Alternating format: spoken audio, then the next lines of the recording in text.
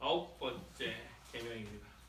10번째 시간이고요. 9번째 계명. 다음 주가 마지막으로 2월까지 방학을 하게 되겠네요. 그래서 제 9계명. 제가 안 목사님이랑 그 목회 수련회 갔다 왔는데 자기네 교회는 9계명까지만 하고 끝냈다고 그래서 왜 그랬냐, 10계명이 있는데 네, 끝냈다고 하더라고요. 저희는 딱 10계명까지 다음 주까지 하면 마칠 수 있으니까 10계명까지 하도록 하겠습니다. 9계명입니다. 읽어볼까요? 출애굽기 20장 16절 한번 읽겠습니다. 읽겠습니다. 시작. 내 이웃에 대하여 거짓 증거하지 말라. 9계명은 내 이웃에 대하여 거짓 증거하지 말라는 계명입니다. 이 계명은 사실 이웃의 명예를 지키는 개념이에요. 사실 계명들이 뭐뭐하지 말라, 뭐뭐하지 말라 이런 내용으로 써 있긴 하지만 제가 지난주에도 말씀드렸듯이 뭐뭐하지 말라에서 끝나는 게 아니라 그러므로 이렇게 살아야 된다 이런 얘기를 하는 건데, 거짓 증거하지 말라라고 얘기한다면 사실 적극적으로 얘기하면 어떻게 해요? 진실을 추구하며 살아가야 된다 이렇게 또 볼 수가 있겠죠. 그래서 아마 거짓 증거하지 않는 것과 그러면 어떻게 더 적극적으로 진실대로 살아갈 것이냐의 문제를 9계명에서 다루고 있다라고 생각할 수 있을 것 같습니다. 네, 9계명의 계관 보도록 하겠습니다. 이웃의 명예를 지키고 보호하려는 계명입니다. 첫 번째, 이웃의 명예를 지키고 보호하는 계명의 첫 번째가 이제 거짓 증거하지 말라고 그럴 때 법정에서 거짓 증거하는 것을 금하고 있는 거야. 네. 법정에서 이 정의는 한 사회가 바로 서기 위해서 아주 중요한 기반이기에 하나님은 제9계명을 통해 사법의 정의를 바르게 세우기를 원하는 거야. 두 번째는 일상에서, 그러니까 원래는 거짓 증거하지 말라가 이제 법정에서 이제 거짓을 증거하지 말라라고 얘기하지만 일상생활에서도 이웃의 명예에 있어서 거짓 증언을 해서 이웃의 명예를 떨어뜨리는 일을 하지 말라고 이야기하는 것입니다. 거짓 증언은 이웃의 명예를 훼손할 수 있는 가장 치명적 범죄이죠. 저 사람에 대해서 내가 거짓되게 설명하고 함으로써 저 사람의 명예를 실추시키는 것. 그래서 이웃의 명예에 훼손되는 이야기를, 이러한 거짓말을 하지 말아라 라고 말하고 있는 거죠. 제8계명은 이웃의 것을 훔치지 마라, 도둑질하지 말라인데, 도둑질하지 말라는 이웃의 소유를 범하지 말고 지켜가라고 얘기하는 거라면, 제9계명은 거짓 증거하지 말라는 이웃의 명예를 훼손시키지 말라 이렇게 얘기하는 거예요. 소유도 명예도 우리는 훼손되게 하면 안 되는 것입니다. 적극적으로는 이웃의 명예를 보호하고 높이는 거예요. 하지 말라고 할 때 이웃의 명예를 훼손을 하지 말아라, 그래서 거짓 증거하지 말아라 이런 얘기와 더 나아가서 명예를 지키고 보호하고 높일 수 있는 일을 열심히 해야 한다 라고 말하는 측면이 같이 들어있는 게 이 9계명의 내용입니다. 이 9계명의 배경은 하나님의 진실하신 성품에 있습니다. 하나님은 진실하신 분이죠. 거짓이 없는 하나님, 그리고 그의 백성들에게 하나님의 성품을 닮아 거짓이 없고 진실된 관계를 맺어가기를 원하시고 바라시는 거예요.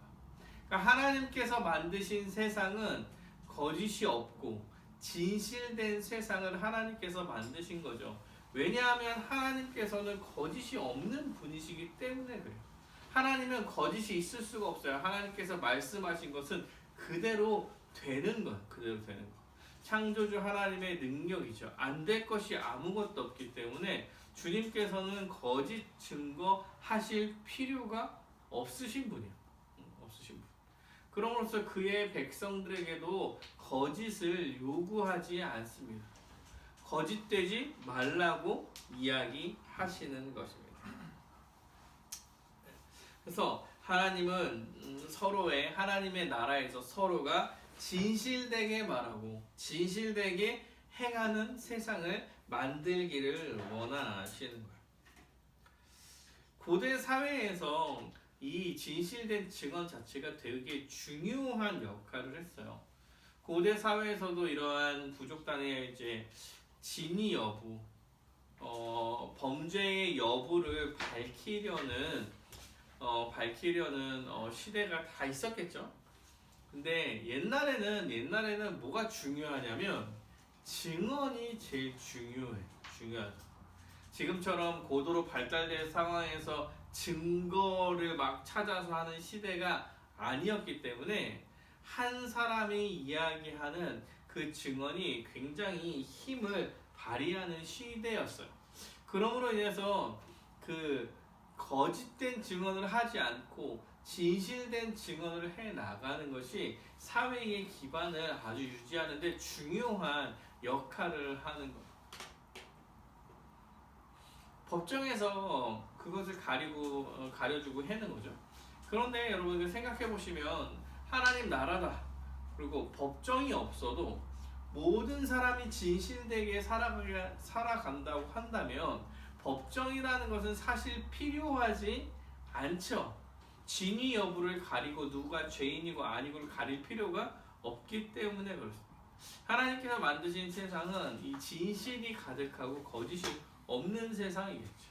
하나님을 믿는 자들은 이 거짓을 말하지 않는 거야.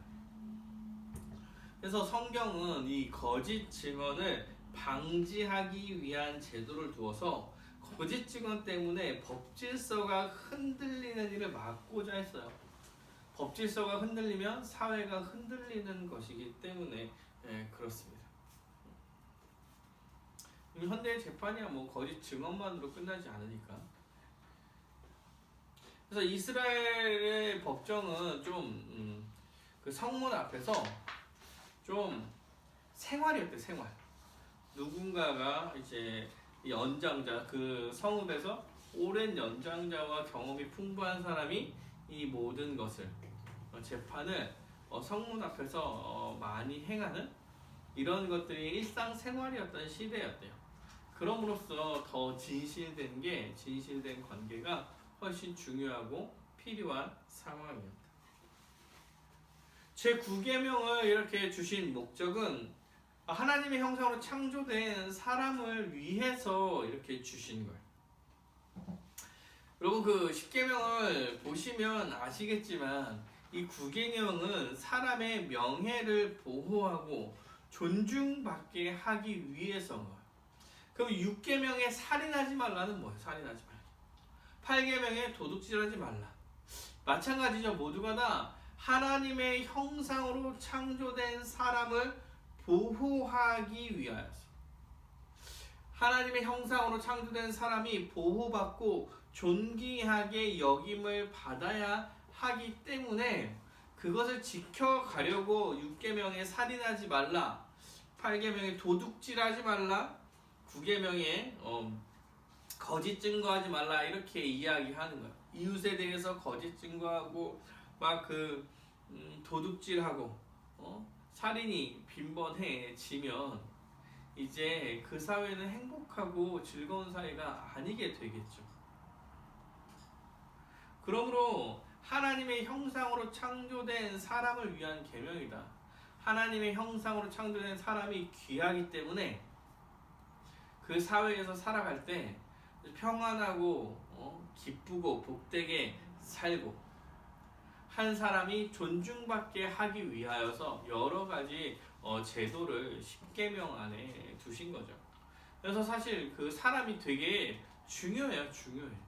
왜? 하나님의 형상으로 창조되어서 하나님을 드러내기 때문에 중요한 거고요. 사람의 가치는 그 생명을 가지고 있다는 것 자체로도 굉장히 가치 있는 일이며, 그래서 여러분 사람은 다른 동식물과 다르다. 달라요. 다릅니다. 훨씬 더 중요한 사람이에요.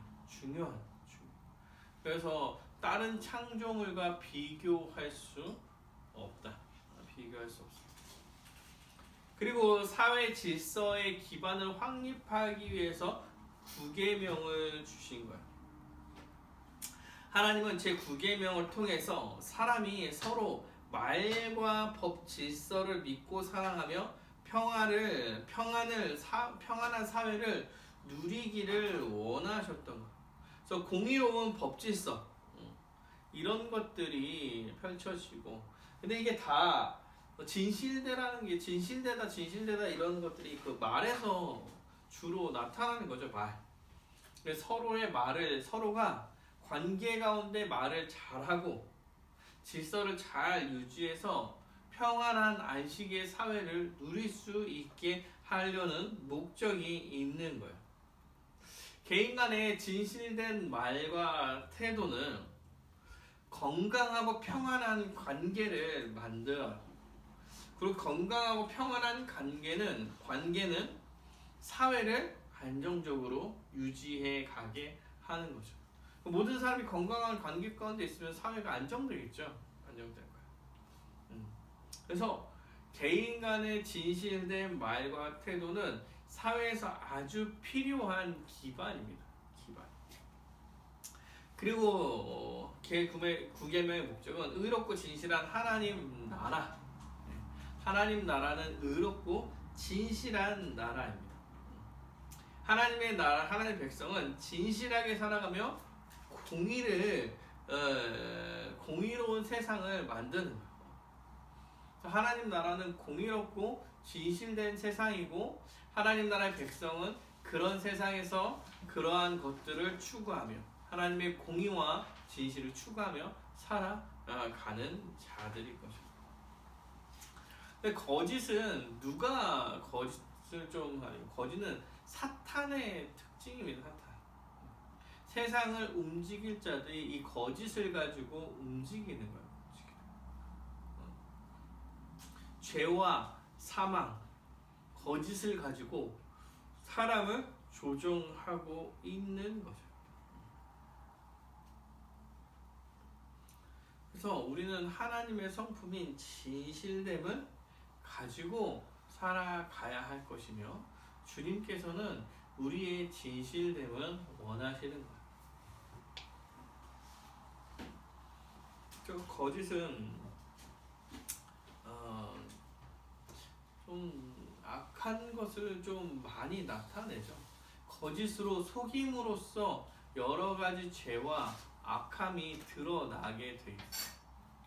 사기치는 게 거짓을 얘기하는 거예요. 그렇죠? 거짓으로 유익을 많이 보려고 해서 약간의 거짓말이라고 생각하면서 여러 가지 일들을 해 나가죠. 다 나쁜 거예요. 다 나쁜 거. 전체적으로.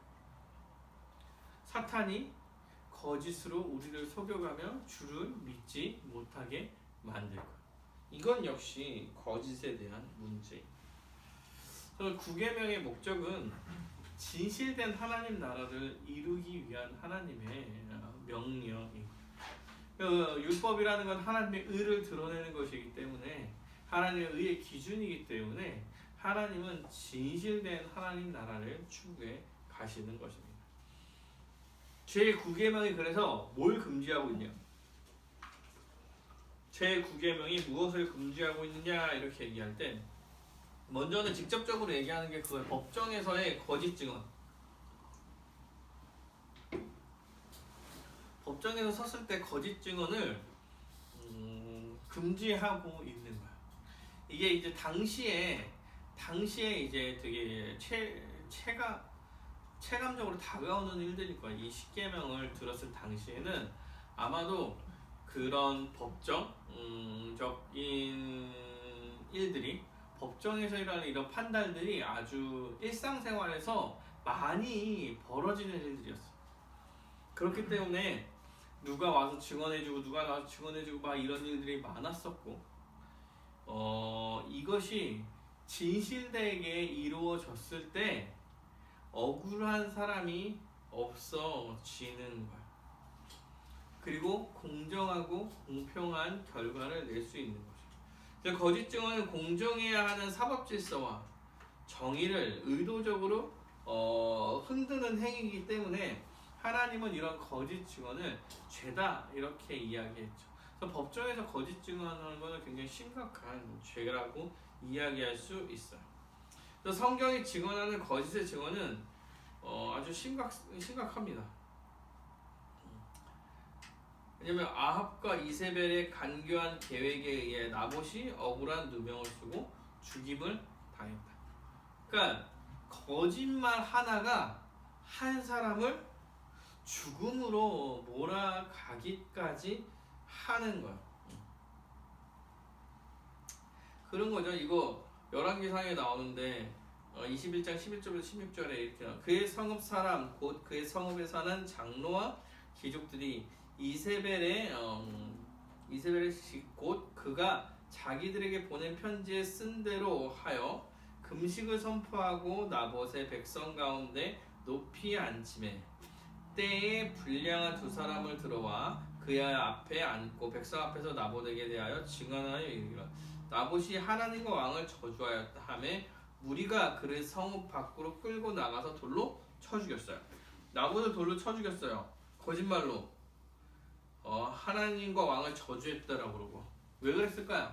나봇의 땅을 빼앗고 싶어서. 자신의 유익 때문에 거짓말 한마디를 했고 이 거짓말이 사람을 죽이는 일까지 벌어지게 되는 거예요. 마찬가지죠. 신약 시대에도 거짓이 되게 많았어. 스데반이 공회에서 거짓 증언들 때문에 사형을 당했고요. 아주 대표적으로 거짓 증언에 당한 사람은 예수님이죠. 예수님이 거짓 증언에 제일 많이 이제 희생을 당하신 거죠. 때문에 그 거짓 증언은 매우 안 좋은 거다 라고 십계명에서 이야기하고 있는 거예요. 한 사람의 목숨과 연결될 수 있을 만큼 심각한 일이다. 근데 거짓 증언이 실제로도 그렇죠. 실제로도 그래요. 실제로도 한 사람의 거짓 증언이 아주 많은 일들을 야기시키기도 해요. 그리고 또 이제 구계명이 금지하는 게 뭐냐면 이웃의 명예를 훼손하는 말이에요. 그래서 명예를 지켜주는 거, 명예를 지켜가는 것은 매우 중요한 문제예요. 이 십계명과 연관되어 있기 때문에 그래요. 그래서 이웃을 향한 중상, 모략, 모함 등 금하고 있는 거야. 이걸 금하고 있다. 성경은 악의를 가지고 악한 의도로 이웃의 명예를 훼손하는 일을 심각한 죄로 말하고 있어요. 그러니까 근거 없는 말을 퍼뜨려서 영향력을 얻고자 하는 거죠. 그렇게 누군가를 비난하는 말을 들을 때, 여러분 그래서 누군가를 비난하는 말을 들었을 때 여러분 이것에 동참하시면 안 돼요. 악의적인 말을 퍼뜨리는 거에 동참을 하시면 안 돼요. 근데 이게 사실 우리가 제일 쉽게 범하는 죄 중에 하나예요. 예를 들어서 제가 뭐 한 사람을 되게 이상하다고 생각하고 있어. 그냥 생각만 하고 있어요. 생각만 하고 있는데 누가 와서 걔가 이랬대 라고 이게 이렇게 이상한 짓을 했대 라는 말을 하면 어떨 것 같아요? 아, 그럴 줄 알았어. 걔. 이런 상황이 벌어진다. 이게 쉽게 우리가 판단하는 거죠. 근데 여러분 눈으로 내가 직접 확인하지 않은 일이고 들은 얘기잖아. 그러면 이게 진짜인지 아닌지 확인하기 전까지는 믿으시면 안 되는 말이야. 그럼에도 불구하고 우리가 기본적으로 어떤 사람에 대한 생각을 갖고 있고 판단을 하고 있기 때문에 그것과 맞는 악의적이나 비난이 들려왔을 때 맞아 라고 생각하는 경우가 생각보다 많다는 거죠. 그리고 나서 그게 아닌 경우가 밝혀지면은 창피하고 막 그렇게 되겠죠. 그래서 사실은 이러한 것들은 퍼지면 안 돼.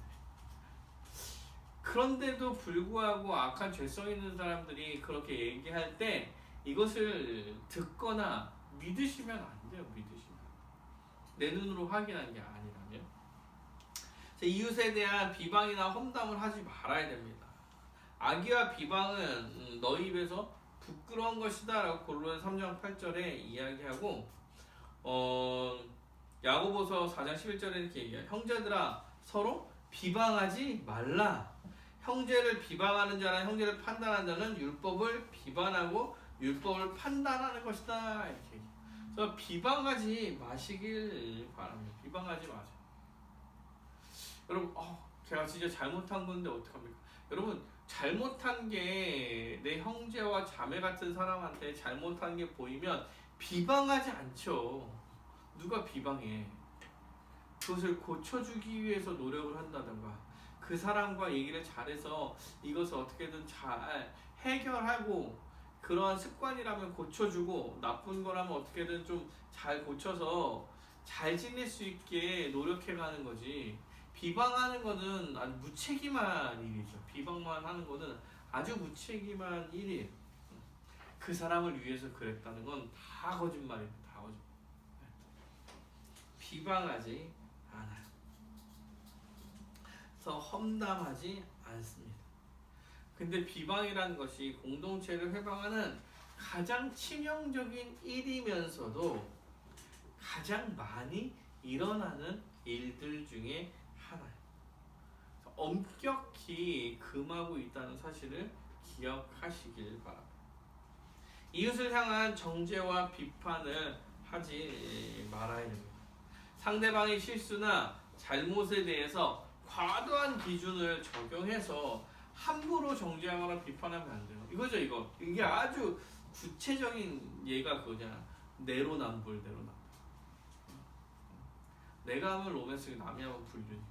그러니까 이런 식의 기준을 적용하는 것은 아주 심각한 문제가 있는 거예요. 모두가 약점이 있고 실수가 있습니다. 이것을 인정하며 교제하고 하나 되어 나아가려고 힘쓰는 거예요. 포용하고 안아주려는 자세가 필요한 거죠. 물론 죄의 문제라면 상황이 달라질 수는 있어요. 그럼에도 죄의 문제였어도 비방하거나 비판하지 않습니다. 죄의 문제도 회개하고 해결되기를 원해서 아주 좋게 다가가는 거지, 비방하고 비판하는 것은 여러분 교회적 관계에서는 사실 없는 일 중에 하나예요. 권면이 있죠. 권면이. 비방과 비판이 아니라 권면이에요.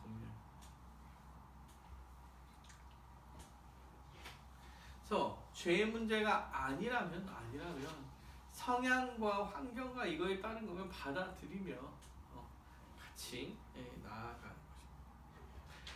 그리고 또한 세 번째로는 일상에서의 거짓말을 금지하고 있는 거예요. 일상에서의 거짓말.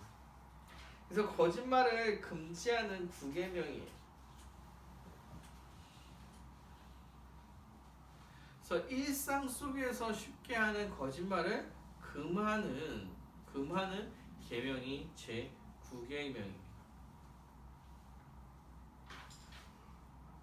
그래서 거짓말을 좀 습관적으로 하는 경우도 되게 많아요. 저도 많이 해요. 야, 그냥 했다고 그래. 이런 거. 안 했는데 했다고 해. 그냥 귀찮고 그냥 좀 그러니까 넘어가려고 하는 거짓말들. 아주 쉽게 넘어가려고 하는 거짓말들. 근데 이런 것이 잦을수록 그러한 삶이 나한테 뿌리 박히게 되는 거예요. 내 인격으로 쉽게 자리 잡는 거예요. 그래서 사소하더라도 습관적으로 자주 하는 거짓말을 하지 말아야 합니다. 바로 잡으려고 노력해야 돼요. 습관적 거짓말이 사실은 제일 자기를 위한 거짓말이야, 보통. 여러분, 보통 습관적으로 하는 거짓말이 귀찮거나 내가 죄를 덮어쓰지 않으려고 하거나 나한테 불이익이 있거나 이럴 때 보통 습관적 거짓말을 해요. 안 된다.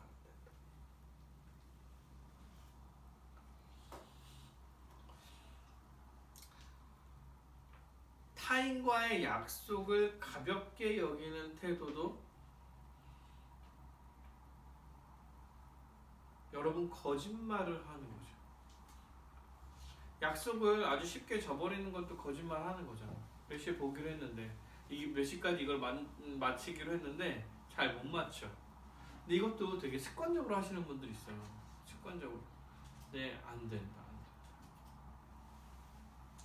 남의 말을 가볍게 여기고 약속을 가볍게 여겨서 거짓말하는 거죠. 사실 몇 시까지 하자, 몇 시에 만나자. 근데 막 늦고 30분씩 막 늦어, 40분씩. 그러면 거짓말한 거죠. 몇 시에 만나자고 그랬는데 못 만난 거죠. 언제까지 좀 하자 같이 일을. 그때 못했어도 마찬가지. 제9계명의 요구. 그래서 제9계명은 어떤 걸 요구하냐면 공정한 법 질서를 확립하는 것을 요구해요. 그래서 공의로운 재판을 요구하시는 하나님. 공정한 법 질서가 확립돼서 공의로운 재판이 이루어지기를 주님께서 원하시는 것입니다. 또 공의로운 판결과 신실한 증언이 요구됩니다. 그래서 재판의 권위를 가진 사람은 하나님으로부터 권한을 받았음을 알고 사람의 외모나 그 환경과 상관없이 공의에 합당한 판결을 해야 돼요. 친분과 돈 받고 해준다던가 이런 거는 다 안 되죠. 다 안 돼. 공정한 법질서를 확립해야 되기 때문에 이런 것들 안 돼. 법질서를 존중하고 지키려는 태도. 사회가 세운 일반 법질서를 존중하고 지키기 위해서 힘써 가야 합니다. 그리고 어떤 걸 해야 되냐면 이웃의 명예를 보호해야 돼. 이웃의 명예를 보호하기 위해서 신중하지 못한 판단이나 비판은 지양해요. 그러니까 어떠한 사람을 선입견을 가지고 보거나 어떠한 사람에 대해서 쉽게 판단하거나 정죄하지 않아야 됩니다. 사랑하는 여러분, 우리가 한 사람에 대해서 알기까지도 굉장한 시간이 걸려요. 함부로 이 사람에 대해서 섣불리 판단하지 말아야 합니다. 그리고 누구나 사람은 자신한테 유리하게 이야기하게 돼 있어요. 그래서 이웃의 명예를 보호하기 위해서는 한쪽 얘기만 듣고 옮기면 안 돼요. 그 이야기들을 옮겨가면 안 돼요. 왜? 어떠한 사람은 모든 사람은 자기의 의로움을 주장하게 돼 있어. 자기가 잘못하지 않았다고 이야기하게 되어 있어요. 그러므로 그렇게 판단을 잘해서 신중하지 못한 판단을 해서 그냥 비판을 쉽게 한다던가 아니면은 이제 한쪽만 말만 듣고 판단하던가 이런 일들이 없어야 됩니다. 그리고 비방을 들었을 때도 마찬가지예요. 어떻게? 험담을 막고 변호하려는 노력을 많이 해요. 요새 제가 제일 많이 하려는 일이 이건 것 같아요. 변호하려는 노력인 것 같아요. 누가 이런 얘기를 할 때 이러한 상황이라 그럴 수밖에 없었을 거야. 상황이 걔가 이랬어. 그래서 지금 되게 힘들 거야. 이런 얘기를 많이 하려고요. 그래서 여러분 또 사람들이 쉽게 사람들 뒷욕하는 그 자리에 서지 마시고 그 자리에서 함께 욕하면서 계시지 마시고 험담을 막고 변호하려는 노력을 해야 돼요. 특히 교회 안에서 더 그런 거예요. 더 사람을 믿고 그 사람이 입에서 나온 말을 믿고 각자가 다른 성향을 가지고 있음을 이해하고 다양성을 부정하지 말고 다른 이웃의 성향을 잘 포용해야 합니다. 그래서 또 이제 제 9계명이 요구하는 거는 이웃에 대한 명예를 좀 지켜가는 거죠. 이웃의 명예를 지켜가는 거. 상대방의 말과 행동을 선의로 해석하고 말한 것을 있는 그대로 받아들여야 돼요. 이웃과의 관계 가운데서 상대방의 말과 행동을 선의로 해석하고 말하는 것을 있는 그대로 받으셔야 됩니다. 함부로 의도를 짐작하지 않아야 돼요. 그리고 이웃의 명예를 높이고 덕을 세우는 말을 해야 합니다. 선한 소문은 기쁘게 받아들이고 악한 소문은 듣지 말고 일단 어떤 사람인지 직접 대하면서 판단하셔야 돼요. 그리고 칭찬들을 같이 하면 돼요. 덕행을 같이 칭찬하면 되죠. 그리고 어떤 말을 했을 때 교회 안은 더더욱 그러겠죠. 교회 안은 더더욱 그럴 거야. 이게 그래서 아주 교회론과 아주 밀접한 관계를 맺고 있죠. 교회 안에는 더 그럴 거야. 더 의도로 생각하지 않고 이야기하는 거. 그리고 입에서 나오는 말을 믿는 거야.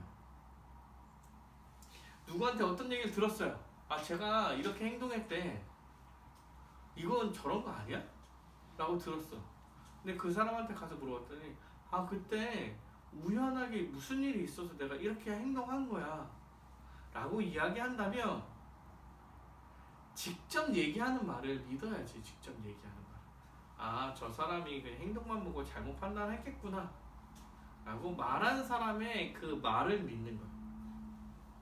마찬가지로 그러면 말하는 사람 우리도 진실되게 항상 진실되게 이야기를 하는 거죠. 그래서 모두가 다 진실을 이야기하며 한 명도 거짓말하지 않는 세상이 하나님 나라지. 하나님 나라. 얼마나 행복하겠어요. 여러분 그 얘기하는 거에 의도를 생각하면서 살아간다고 했을 때 진짜 되게 불편해. 왜? 이 사람이랑 관계 맺어 저 사람이랑 관계 맺어도 이 사람이 어떤 의도로 이해하는 얘기했지 저 이런 의도인가 저런 의도인가 이런 걸 계속 생각하면서 산다고 했을 때 아주 피곤한 일이야. 피곤한 일이야. 그래서 아주 피곤한 일이니까 잘해야 되지. 그냥 믿어야 돼. 입에서 나온 얘기를 믿으세요.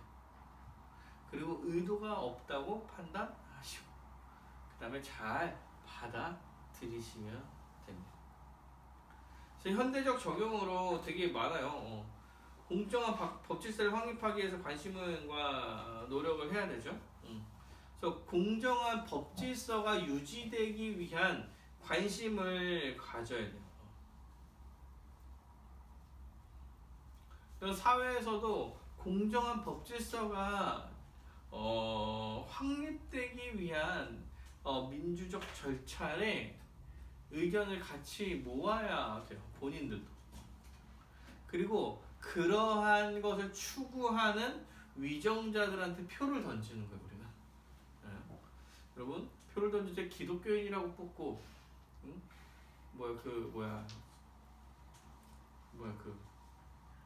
차별금지법을 지지한다고 뽑고 이러는 게 아니라 법질서를 잘 세우고 이웃사랑을 잘 실천해 낼 만한 사람을 뽑는 거예요. 그 사람이 불신자이든 아니든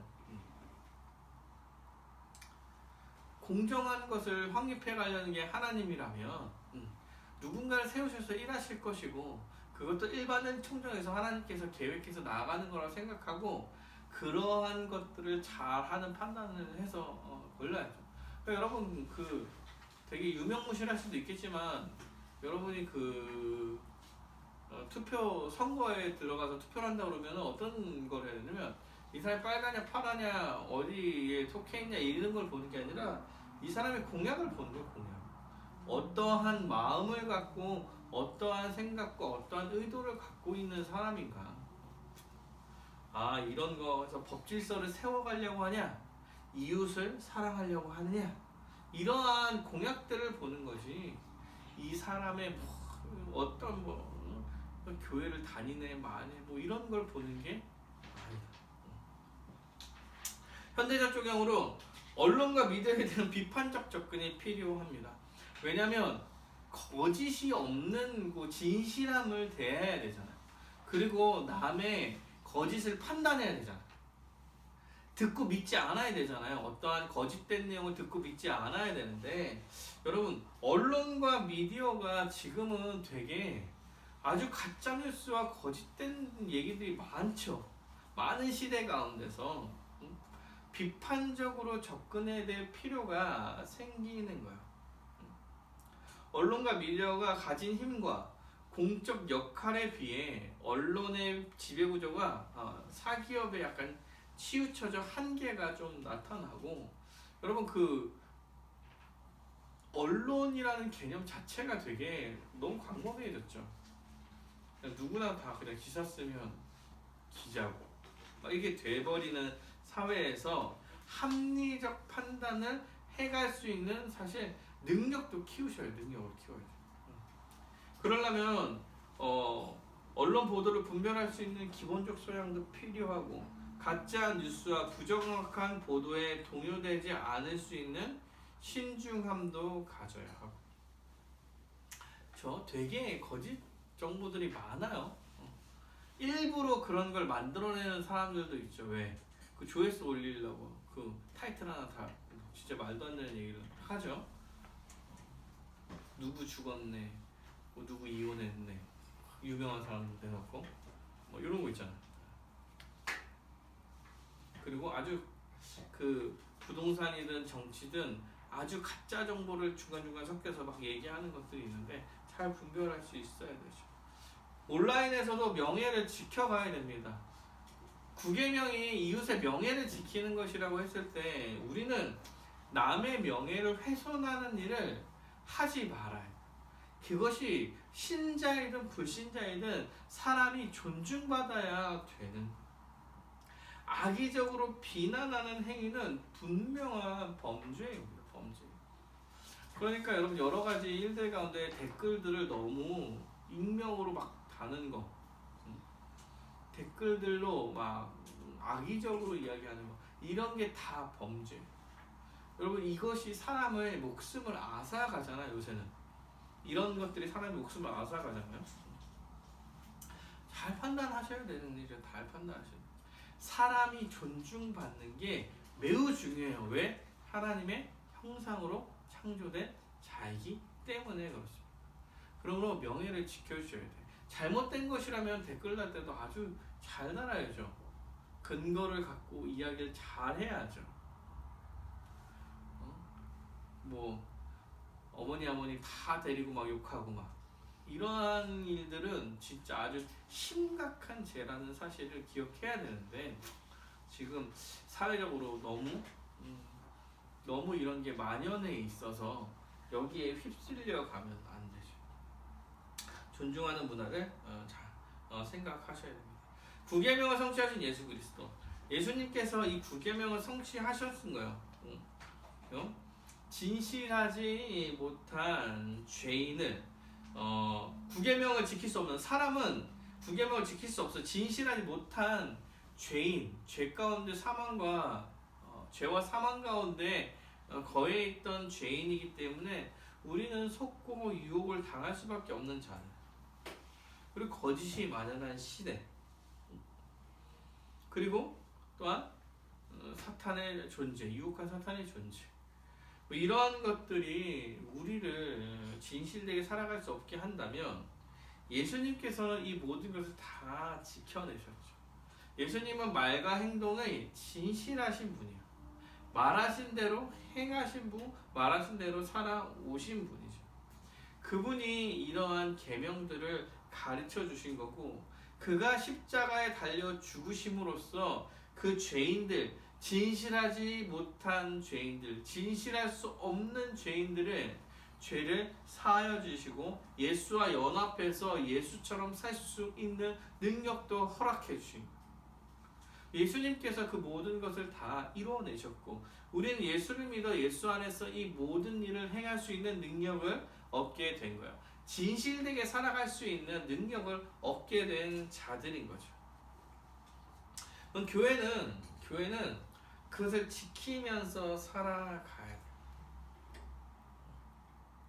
그래서 여러분, 교회론에서 지금까지 우리가 배웠던 진실한 관계, 이거 아마 4관과 5관 한 몸으로 살아가는 방법에서 서로 진실된 관계로 살아가야 합니다. 이렇게 배웠어요. 서로 진실된 관계로 살아가야 돼요. 예수님께서 다시 오실 그날에 진실된 관계 안에 있는 나라만 남고 나머지는 다 심판받게 될 거예요. 교회만 남고 심판받게 될 거란 얘기죠. 그러면 교회 안은 서로를 매우 진실되게 대해야 하는 거죠. 지금까지 이야기되었던 게 교회 안에서는 계속 이루어져야 돼요. 말하는 걸 그대로 믿고 습관적으로 했던 거짓말을 다 고쳐가고, 이제는 진실하게 서로를 대해서, 진실하게 대하면 의도를 생각할 필요도 없고 그거 나오는 그대로의 모습과 행동을 믿고 서로 살아가는 거기 때문에 아주 복잡하지 않은 아주 평안한 삶을 살게 될 거예요. 서로 지체가 됐기에 비방할 수도 없어요. 비방할 수도 없어. 나랑 너랑 하나야, 한 몸이야. 이렇게 해야 돼. 너가 왜 그랬어? 내 몸 욕하는 거고 날 욕하는 거야. 교회를 욕하는 거야. 그런 게 없다. 은사와 사명을 인정해서 덕을 세워가고 지체의 허물을 덮어주고 온유한 마음으로 바로 잡아가면서 살아가는 것, 이것이 교회가 해 나가야 되죠. 우리가 교회론을 배우면서 서로 교회 안에서 관계를 어떻게 세워가는지를 좀 살피죠. 그럴 때 진짜 제일 중요한 게 교회 관계에서 제일 중요한 거는 사랑. 그리고 공의에 따라서 진실됨, 그리고 용서. 이 세 가지는 신자의 삶에서 아주 중요한 일이에요. 성화를 생각할 때, 제가 생각할 때 성화를 생각할 때 세 가지 단어예요. 사랑과 진실과 용서에서, 이것이 신자가 살아갈 교회 안에서 우리가 서로 어떻게 대해야 할 때 사랑하며 진실하고 용서하는 삶을 살아야 하는 거죠. 오늘 9계명은 그 중에 하나의 진실된 삶을 이야기하는 거죠. 서로에 대해서 진실되게 대하면서 살아야 합니다. 사람들이 진실되게 살지 않는데 거짓을 이야기할 때 보통 언제냐면 자신의 유익을 찾아야 할 때, 아니면 불합리함을, 아니면 자신의 불이익이 당해야 될 순간에, 불이익을 당할 것 같은 순간에 거짓말을 하게 돼요. 근데 이게 여러분 습관적으로 우리가 많이 해요. 작은 일이어도. 지금까지, 왜냐면 그렇게 많이 살아왔어. 근데 사회가 더 안 좋아졌죠. 왜요? 돈을 벌고 명예를 얻기 위해서 하게는 거짓말을 약간 합리화도 해줘. 어쩔 수 없어. 하려면 이렇게라도 해야지. 그리고 그거를 잘했다. 이렇게 이야기하고, 어떨 때는 이런 것을 융통성이 있다. 이렇게 얘기해요. 거짓을. 그런데 그렇지 않죠. 그렇지 않아요. 진실되게 대하고 진실되게 살아야 합니다. 어쩔 수 없는 건 없죠. 어쩔 수 없는 건 없어요. 우리는 이 9계명에 따라서 진실되게 이웃에 대해서 거짓 증거하지 말며 살아가야 합니다. 서로를 더욱더 생각하면서 진실되게 살아가는 여러분이 되시기를 기적의